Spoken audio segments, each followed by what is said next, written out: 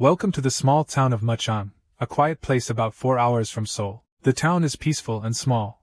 Only 15,000 people live there, and everyone knows each other's business. Today, a new resident arrives, Boo, the new kindergarten teacher. She looks kind, polite, and cheerful, but Boo is hiding something big. Her real name is Kim Yeong-ran, and she's running from her past. Yeong-ran grew up in a broken home. Her parents were cruel.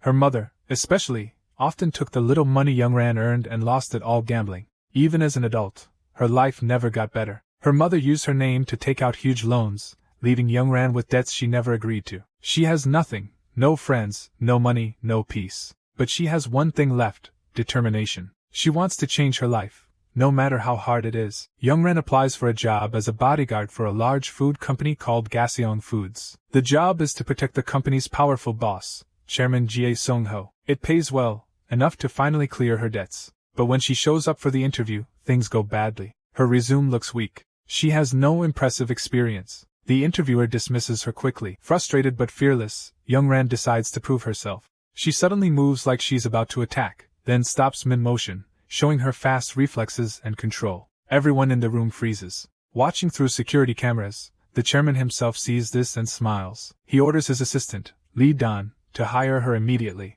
Just when Yeong-ran feels hope again, they uncover her secret. She spent 6 months in jail for stealing something small, a pack of sanitary pads worth less than 10,000 won. The chairman is shocked. How could someone go to jail for such a small thing? Lee Dan explains. She had no one to help her. On top of that, the loans in her name total 50 million won, all because of her mother's gambling. Feeling humiliated, Yeong-ran leaves the building and punches a wall in anger. She doesn't know that the chairman is still watching her on camera, impressed by her honesty and her pain. The next day, his assistant calls her back. Worried they might sue her for damaging the wall, she answers honestly. She says she's just frustrated and really needs the job.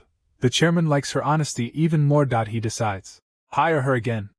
At the same time, we meet Jeon Dong-min, a single father who grows strawberries in Mucheon. He's known for his perfect fruit. Even the chairman loves them. As Dong-min delivers strawberries to Seoul, Yeong-ran almost bumps into him outside the mansion. A heavy door swings open, and she quickly pulls him away, saving him from being hit.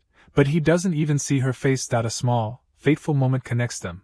The chairman's estate is large and quiet. Housekeeper Choi gives Yeong-ran a tour and explains the rules. The chairman lives in one house, and the staff stay in another. Yeong-ran shares a room with Baek Hae-ji, a friendly girl who wants to be her friend. But Yeong-ran says no. She says friendship costs money, movies, coffee, outings, and she can't afford that. She's here to work, not to spend. Later, Lee Dan explains her duties and security routes.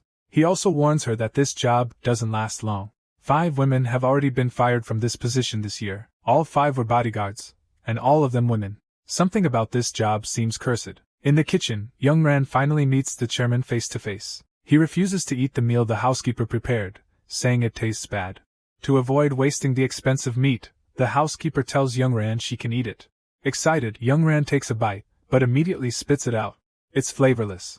Laughing at herself, she looks for some instant ramen instead. While searching, she notices something strange, a small camera hidden on a shelf. That night, she can't sleep. She sneaks back into the kitchen and discovers more hidden cameras. Furious, she looks straight into one and shows her frustration with a rude gesture. On the other side of the feed, the chairman bursts out laughing. He finds her courage refreshing. The next morning, Yeong-ran begins her first official day as the chairman's bodyguard.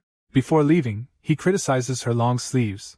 They could get in the way if she needs to fight. When she rolls them up, he sees scars on her wrist. He says nothing, but it leaves an impression. During a meeting, his son Jae Sun-woo presents a flashy marketing idea, using K-pop idols to sell instant noodles. The chairman becomes angry. He doesn't care about fame. He wants better taste. He storms out of the room. Yeong-ran, following close behind, overhears the board members gossiping. They say this is the 3rd project in a row that Sun-woo has failed. If it keeps going like this, the company will fall apart. The chairman promises he will protect the company's legacy before he dies.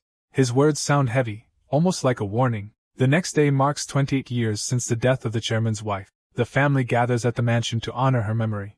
Yeong-ran watches quietly as the chairman's stepdaughter, Jae Sun-young, speaks to him with open disrespect. Later, the driver Kail-soo tells Yeong-ran the truth. Sun-woo and Sun-young are not his real children. He married a widow, and those kids came from her first husband. Since their mother's death, they blame him for taking everything. Kail-soo also tells Yeong-ran about the chairman's real daughter, who died years ago while studying abroad. Rumors say she died of an overdose, but the truth may be darker. Kyo-soo warns Yeong-ran to be careful around Sun-young, the professor. She is smart and secretly controls what happens in the mansion.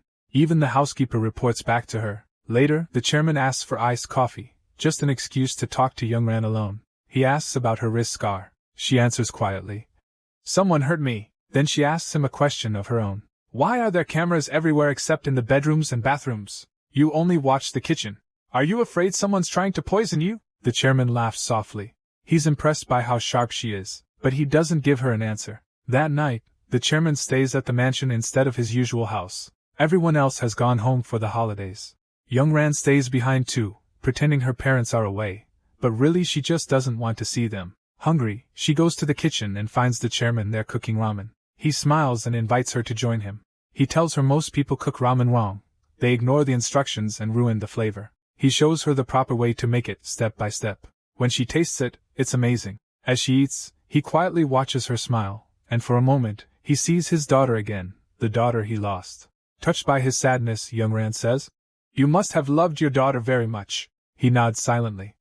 Then the doorbell rings. It's Sun-young, the daughter. The housekeeper told her that a woman stayed at the mansion, so she came to investigate. The chairman quickly hides Yeong-ran in another room. As Sun-young walks through the house, Yeong-ran freezes. The sound of footsteps brings back painful memories of her abusive father. When he came home drunk, she would hide just like this. Eventually, Sun-young leaves. The chairman throws away the food she brought. Yeong-ran thanks him for the ramen, and quietly returns to her room. Early the next morning, Yeong-ran's phone rings. The chairman asks her to come to his office. When she arrives, a hidden door opens. Behind it is a secret room, his private space. He tells her that this is where he feels safest. Here, he shows her a picture of his late daughter. Then he reveals the truth. The story about drugs and bad men was a lie. His daughter didn't overdose, she was murdered. He explains that when he looked closely at the photo from the newspaper, he saw something chilling, a person's face in the background. He's certain that person killed his daughter. The chairman says he knows pain too. He can tell Yeong-ran was hurt by her family, her scar, her silence, her fear of going home. Finally, he tells her one more truth: he has terminal cancer.